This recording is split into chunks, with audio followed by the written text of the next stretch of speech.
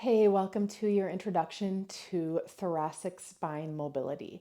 Your thoracic spine sits in between cervical spine, so your neck, and lumbar spine, which is your low back. So it's this large segment of your spine that plays an enormous role in literally everything that we do and how we move. It affects your casting, it affects your walking, your waiting, it affects your breathing, which in turn affects the fuel supply of oxygen to your brain, which again affects everything. So, this practice is just a short introduction that will include some of my favorite thoracic mobility kind of drills that I recommend using as a sort of foundational starting point.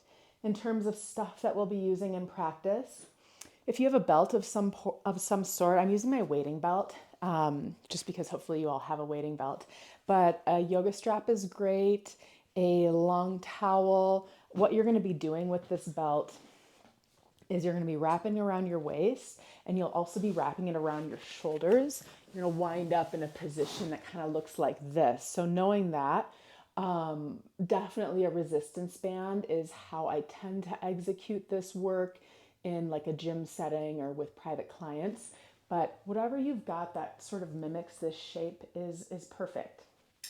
And then the other item that we'll probably wind up using is a tennis ball. Any kind of a ball is fine. We're not going to be like doing any self myofascial release work or rolling around on it. So any kind of ball that you have nearby, even if you don't have a ball, just something that you can place around the space of your chest for some tactile feedback is what we're going to be doing. So it doesn't really matter what the object is. It could be some rolled up socks for all I care. So knowing that, we are going to start just seated in a comfortable seat, and then grab a hold of that strap, belt, whatever you've got.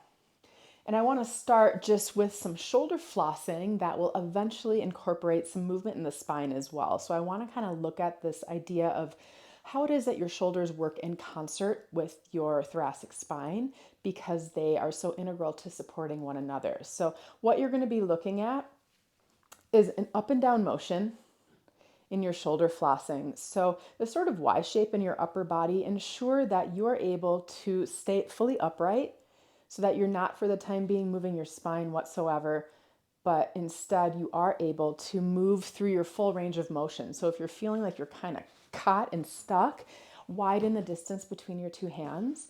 And if you feel as though you can't create any sort of tension whatsoever between your arms, then I'll invite for you to shorten the stance between your hands just a little bit so that you're able to pull outward and feel even a little bit of stretch along your biceps. So just a couple lifts up and back, and then up, forward, and down, so that you just begin to feel for your shoulders. So I want you to visualize, even in your mind's eye, a little bit of movement, not only in the shoulder capsules, but also in your shoulder blades as you take your arms up, down, forward, and then up, down, back. Now, what we're going to begin to incorporate right away is now some movement in your spine as well. So seated on the ground, this offers a pretty good opportunity to kind of lock in the low back and pelvis. So we're going to try to minimize movement in the lower body, the lower trunk, and instead just get a little bit more specific in terms of moving through your central region of your spine. And then we'll also invite in some movement in cervical spine as well. So take your arms up and then take them back, and then intentionally bring your chest forward so that you feel your shoulder blades narrow in toward the back of your spine and some length in the front of your spine. And then as you take your arms up, forward, and down, you can bring your chin to your chest so that you get some length in your cervical spine as well, but then feel for some widening between your shoulder blades, so making some space at the back of your spine in that central section of your spine. So try that a couple more times. And again, I just want you to feel for the way that your shoulder blades move alongside the movement of your spine. And what we really want is both.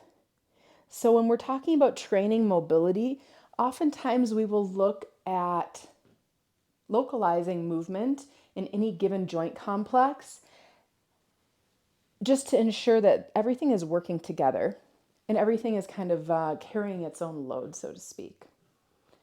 Okay, that's great for now. You can place your strap, your belt alongside you. and then grab your ball or whatever it is that you're using. So pretty similar to what we were just doing, but a lot more subtle. I want you to place your ball right around the center of your chest, kind of sternum area, and then just press into the space of the ball. So you aren't going to likely feel a whole lot of movement. You might feel like, ooh, my low back wants to move a lot. See if you can minimize the movement in your low back and instead just get into chest region, pressing into the ball, even if it's just a few centimeters. And then press the ball into your chest and press back a little bit. Again, this is like way more localized. It's not going to be as much movement, and that's perfectly fine and really exactly what we're going for. So try that just a few more times.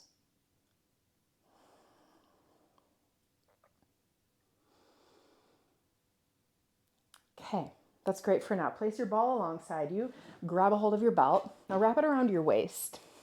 I want to just for a moment see if we can assess how your three-dimensional breathing is landing in your body. So you can wrap your belt around your waist, and the point of the belt is just to again offer some tactile feedback as you breathe in and you breathe out so that you can actually feel some movement taking place as your rib cage expands into the belt itself. So you can tighten your belt to whatever extent you'd like to, so that it's not feeling uncomfortable or restrictive, but that you can indeed feel the presence of your belt around your waist. You can place your hands just comfortably wherever you'd like to.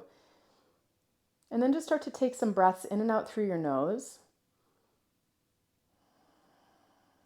And keep things simple. You know, oftentimes when we start to pay attention to our breath, we start to overbreathe a little bit.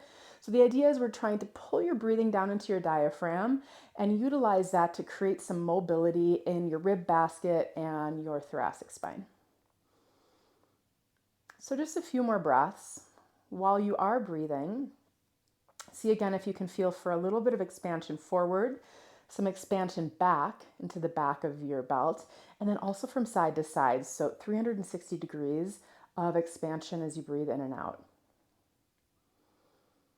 And if you're not quite getting it right now, if you're not really feeling anything, that would be very, very normal and fine. So don't worry about it. We'll continue to work on this.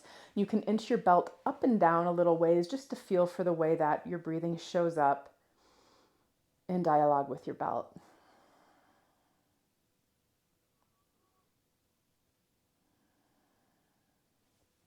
So this work in and of itself of retraining breath mechanics is a really great way to begin to retrain movement also in the rib basket and thoracic spine. Just one piece of the puzzle.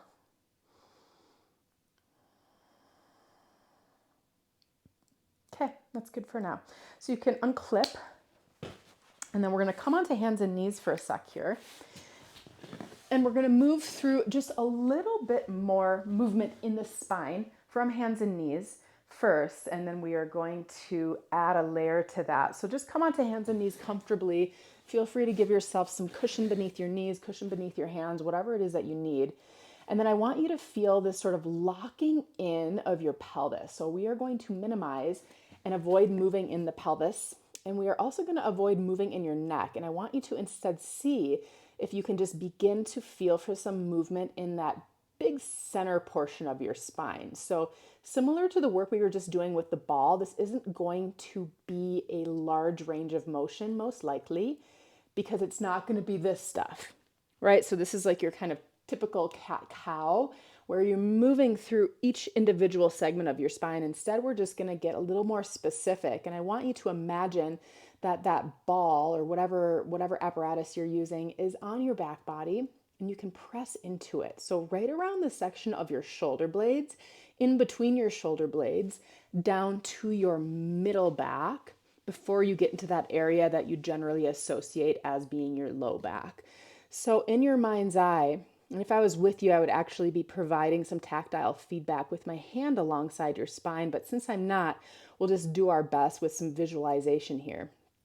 I want you to just feel as if you were able to press that central portion of your spine, bone by bone, into the ball on the back of your spine, and then also at the front. So when your ball was placed on your chest and then making its way down to just above your navel.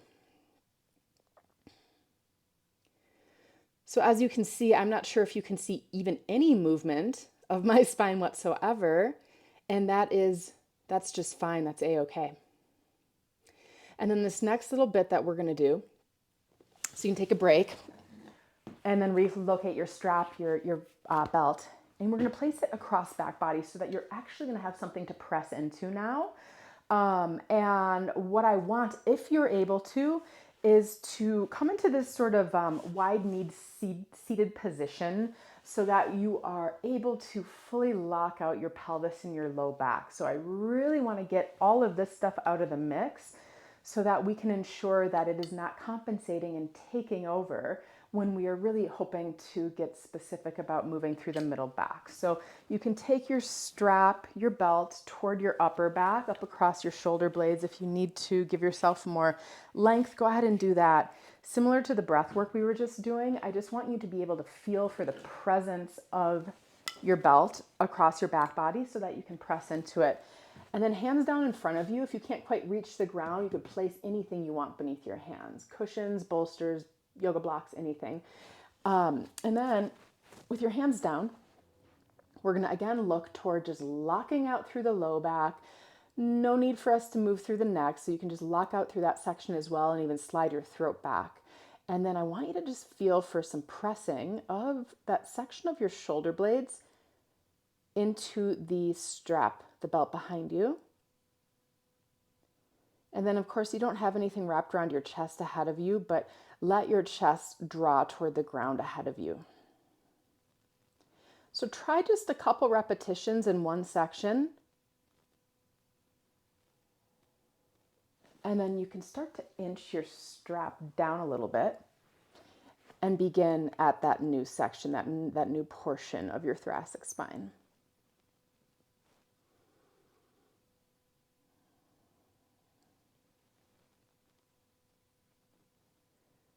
And ideally, we're still breathing as we're doing this work. So just really simple inhales and exhales through the nose is great.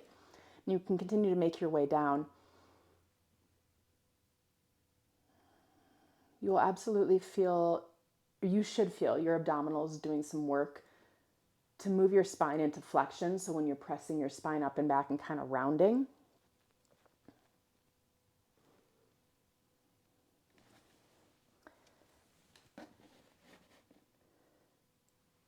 And then just at the base of my ribs is where I'm going to end before I get into that low back section.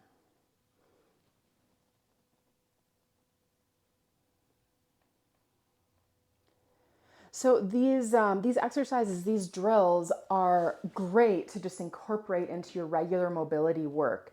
Any number of them in sequence of one another, or even just independently, is a fantastic way to just start to address some of the range of motion in your rib basket and your thoracic spine. And of course, we will dig into more options and kind of more advanced versions soon.